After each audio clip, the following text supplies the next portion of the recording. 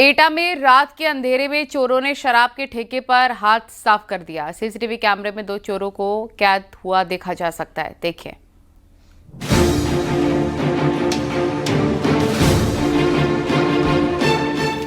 रात का घनघोर अंधेरा, सड़कों पर सन्नाटा, लोग नींद की आगोश में थे, लेकिन तभी 2 चोर अपनी चोरी के मिशन पर निकल गए। 2 आरोपी जो अपनी पहचान छिपाकर आए थे, मुंह को ढका था ताकि कैमरा भी फोटो खींचे तो वो उसमें पकड़ में न आए।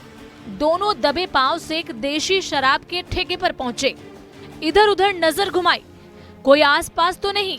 जब निश्चिंत हो गए तो ठेके के शटर को खोलने की कोशिश करने लगे। अज्ञात चोर ठेके के अंदर दाखिल हो गए। इसके बाद वो वहां पर रखे सामान की जांच करने लगे। गले से कैश, शराब की कई पेटियां और यहाँ तक कि इन्वर्टर की बैटरी भी चोरी कर ली। इसके बाद दोनों मौके से फरार हो गए। सुबह जब ठेका चलाने वाले को खबर मिली तो वो दौड़ा आया। सामान चोरी हो चुका था। उसने सामान बिखरा हुआ और दरवाजा टूटा हुआ देखा। सीसीटीवी फुटेज को चेक किया तो उसमें 2 चोरों की कारस्तानी सामने आ गई। इसके बाद पुलिस को सूचना दी गई।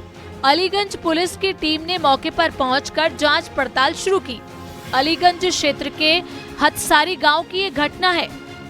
सेल्समैन के मुताबिक चोर ठेके में रखी 1.5 पेटी शराब, 1 इन्वर्टर बैटरी और 2000 रुपए कैश चुरा कर ले गए।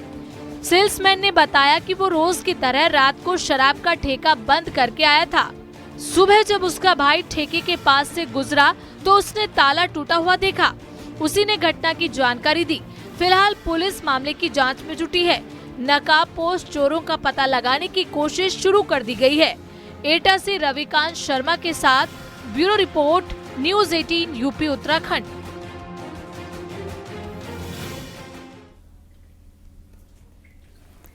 दिल्ली से वृंदावन दर्शन के लिए आया एक शख्स हादसे का शिकार हो गया। यमुना नदी में स्नान के दौरान हादसे में उसकी जान चली गई। देखें।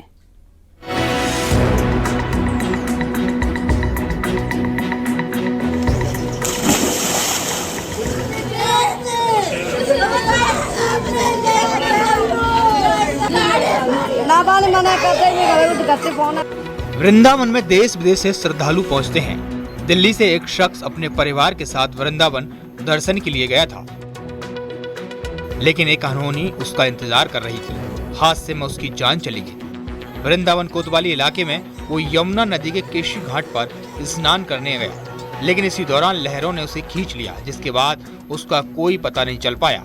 मृतक का नाम पवन बताया गया है। पवन के परिजनों के मुताबिक यमुना में स्नान के दौरान उसका पैर फिसल गया, जिसके बाद वो गहरे पानी में डूब गया। पवन को डूबता देख उसकी पत्नी और बहन ने शोर मचाया। आसपास मौजूद लोगों से बचाने की गुहार लगाई, लेकिन जब तक कोई प्रयास किया जाता तब तक पवन अदृश्य हो चुका था। बाद में पुलिस को सूचना दी गई। पुलिस की टीम मौके पर पहुंची। पुलिस ने गोताखोरों की मदद से काफी देर तक पवन को ढूंढा। करीब 2 घंटे तक कड़ी मशक्कत करने के बाद गोताखोरों ने पवन को ढूंढ निकाला, लेकिन तब तक काफी देर हो चुकी थी। उसकी जान नहीं बच पाई। शव को देखते ही परिजनों में कोहराम मच गया।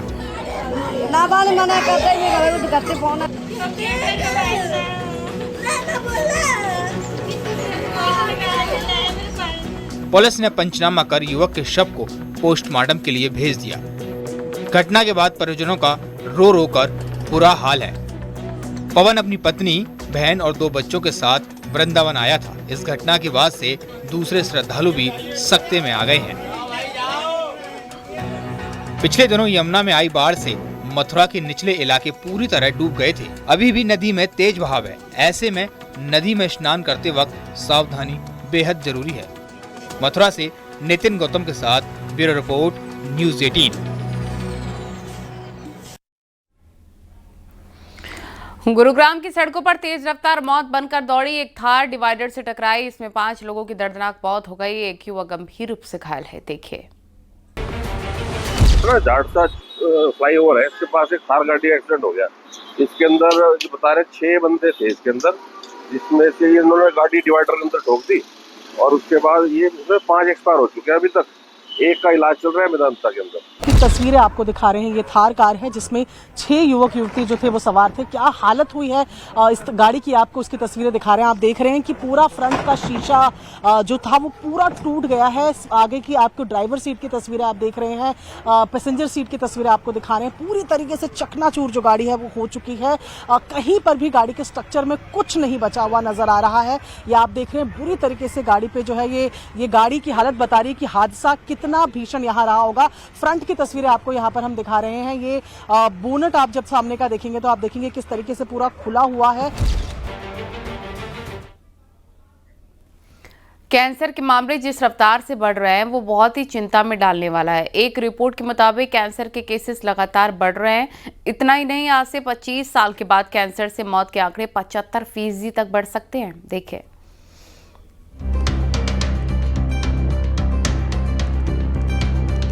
ब्लड प्रेशर, डायबिटीज की बीमारी आम हो चली है, लेकिन कैंसर जिसका नाम सुनते ही कलेजा कांप उठता है, उसके केस लगातार बढ़ते जा रहे हैं, जो बेहद ही चिंता में डालने वाला है। शरीर में कई तरह के कैंसर होते हैं, जिनका वक्त पर इलाज मिले तो मरीज के बचने की उम्मीद बढ़ जाती है, लेकिन अगर मामला गंभीर हो जाए तो फिर जान बचाना मुश्किल हो जाता है। हाल ही में हुई एक रिसर्च में चौंकाने वाला खुलासा हुआ है। दी लांसेट जर्नल की इस रिपोर्ट के मुताबिक आने वाले 25 सालों में यानी 2050 तक कैंसर के हर साल होने वाली मौतों की संख्या करीब 75% बढ़कर 1,86,00,000 तक पहुंच सकती है। आपकी दिनचर्या में रोज में आप महसूस नहीं करते थे, इन दिनों आप देख रहे हैं महसूस कर रहे हैं। जैसे अम्ल की शिकायत, अपाचन की शिकायत, कहीं गांठ हो जाए, पेट में गड़बड़ी हो जाए, पेट फूला रहे, कहीं ब्लीडिंग हो जाए, असामान्य लक्षण है। हो सकता है 100 में से 90 व्यक्ति को सामान्य बीमारी हो, एसिडिटी की हो या कोई भी समस्या हो, लेकिन 10 लोग अगर इसी समय जांच करा लें तो प्री कैंसर या अर्ली कैंसर स्टेज में पकड़े जाएंगे और बीमारी ठीक हो जाएगी। इतना सिंपल है। इसमें कोई भी इसके लक्षण ऐसे नहीं होते हैं जो बोलेगा कि मैं कैंसर हूं। लक्षण अंग का होता है, चाहे वो नॉन कैंसर बीमारी हो, कैंसर की बीमारी हो। रिपोर्ट में अनुमान लगाया गया है कि साल 2050 तक नए कैंसर मरीजों की संख्या 61% बढ़कर 3 करोड़ से ज्यादा हो जाएगी। 1990 से साल 2023 तक कैंसर से हुई मौतों में 74% की वृद्धि हुई है और ये संख्या 1,04,00,000 पहुंच गई है। इसी अवधि में नए मरीजों की संख्या भी दोगुनी होकर 1,85,00,000 तक पहुंच गई। इन 24 सालों में भारत में कैंसर के मामलों में 26.4% की बढ़ोतरी हुई। ये दुनिया के सबसे ज्यादा बढ़ती दरों में से एक है। इंसुलिन स्पाइक किया, fatty liver, polycystic ovarian syndrome, बच्चों में अटेंशन डेफिसिट डिसऑर्डर, बच्चे अटेंशन में नहीं जा रहे हैं जी, कैंसर, डायबिटीज, हाइपरटेंशन, सबका कारण तो ये हेडोनिक ईटिंग। पर डॉक्टर साहब ये सब तो आपने रखवाया, पर ये क्यों आपने रखवाया, इसका जरा और बताइए। अब ये देखिए, मैंने प्रेजेंटेशन में दिखाया मेटल मतलब कांच के, पीतल के बर्तन। अब इसमें कागज पानी, गर्म पानी को कैसे रोक सकता है? कोई तरीका नहीं था। इसके अंदर की कोटिंग क्या है? माइक्रोप्लास्टिक्स। अब आप कह रहे हैं मैं प्लास्टिक का इस्तेमाल नहीं कर रहा हूं, तो ये माइक्रोप्लास्टिक तो है। आपने गर्म चाय ली, माइक्रोप्लास्टिक गया, बिस्फेनॉल, थैलेट्स, 4000 से ऊपर केमिकल हैं इसमें कैंसर फॉर्मिंग केमिकल्स हैं। ये आप फ्रिक्वेंटली पी रहे हैं। कितने प्लास्टिक जा रहे हैं आपको नहीं पता। इसमें चीनी मिलाने के लिए, चीनी एक जहर, उसको मिलाने के लिए स्ट्रॉ, प्लास्टिक। आप इमेजिन कीजिए पर डे कितना माइक्रोप्लास्टिक्स आप ले रहे हैं। न्यूयॉर्क टाइम्स में एक रिपोर्ट पब्लिश हुई जिसमें कहा गया human stomach has become ocean of microplastic. समुद्र है हमारा पेट। वो मोटापा, ओबिसोजन मैंने कहा मोटापा कराता है, डायबिटोजन डायबिटीज कराता है, म्यूटोजन जीन बदल देगा, एंड कार्सिनोजन कैंसर करा देगा। बदलती लाइफस्टाइल भी इसके पीछे की एक वजह है, जिसमें स्मोकिंग, मोटापा, एक्सरसाइज में कमी भी शामिल है। राजधानी दिल्ली जैसे शहरों में वायु प्रदूषण की वजह से लंग कैंसर के मामले तेजी से सामने आ रहे हैं। Bureau report, news 18।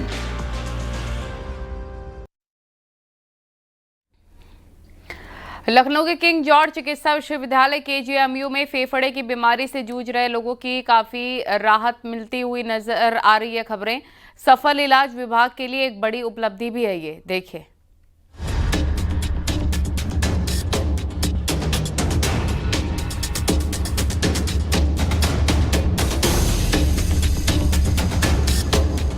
लखनऊ के केजीएमयू में फेफड़ों के इलाज के लिए लगातार मरीज आ रहे हैं। पल्मोनरी और क्रिटिकल केयर मेडिसिन विभाग के कुशल डॉक्टरों की टीम की मेहनत रंग लाई है। फेफड़ों की गंभीर बीमारी से जूझ रहे एक के बाद एक मरीज ठीक होकर घर जा रहे हैं और सामान्य जिंदगी जी रहे हैं। विभाग के प्रमुख डॉक्टर वेद प्रकाश के साथ धर्मेंद्र और बच्चू लाल यादव नाम के मरीज भी मौजूद रहे, जिनका सफल इलाज विभाग की एक बड़ी उपलब्धि रही।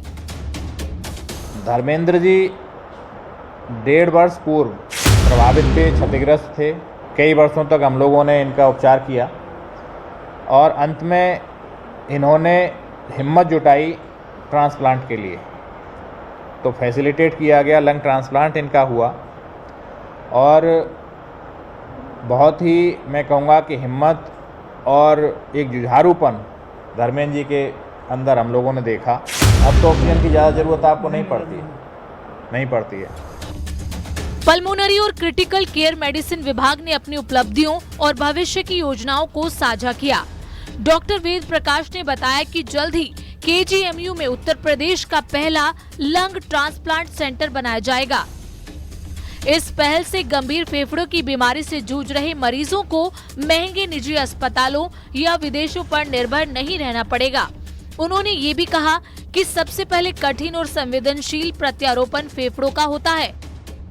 इसके लिए सभी तैयारियों को केंद्र और राज्य सरकार से मंजूरी और बजट मिल गया है। आने वाले साल में ट्रांसप्लांटेशन का रास्ता साफ हो जाएगा। जो रोगी ऐसे हैं जिनका आगे जाकर के लंग ट्रांसप्लांट की आवश्यकता होगी, तो ऐसे रोगियों को हम लोग एनलिस्ट करते हैं, उसकी लिस्टिंग का काम हो रहा है। इसके बाद जो पोस्ट ट्रांसप्लांट केयर है वो काम हो रहा है। ट्रांसप्लांट के लिए ये पहला सेंटर बन रहा है। देश का जो पब्लिक सेक्टर का है वो पहला सेंटर केजीएमयू में बन रहा है। हम लोग इसके लिए लगातार प्रयास कर रहे हैं। साल 2016 में शुरू हुआ ये विभाग आज उत्तर भारत का एक अग्रणी केंद्र बन चुका है। यहाँ भारत का सबसे बड़ा रेस्पिरेटरी आईसीयू संचालित है, जिसकी सफलता दर 85% है। इलाज प्राइवेट अस्पतालों की तुलना में काफी सस्ता है। लगातार 256 डॉक्टर्स, एक्सपर्ट्स और हमारे जो स्वास्थ्य कर्मी हैं उनकी टीम लगातार इस प्रयास को कर रही है कि किस तरह से जो विश्व स्तरीय सुविधाएं हैं उनको यहाँ लाया जाए, और उनको लाया ही न जाए, उन्हें एफोर्डेबल बना के गरीब तक पहुँचाया जाए। आने वाले समय में विभाग क्रिटिकल केयर विशेषज्ञों को प्रशिक्षित करने में भी अहम भूमिका निभाएगा। Bureau report, news 18, UP Uttarakhand.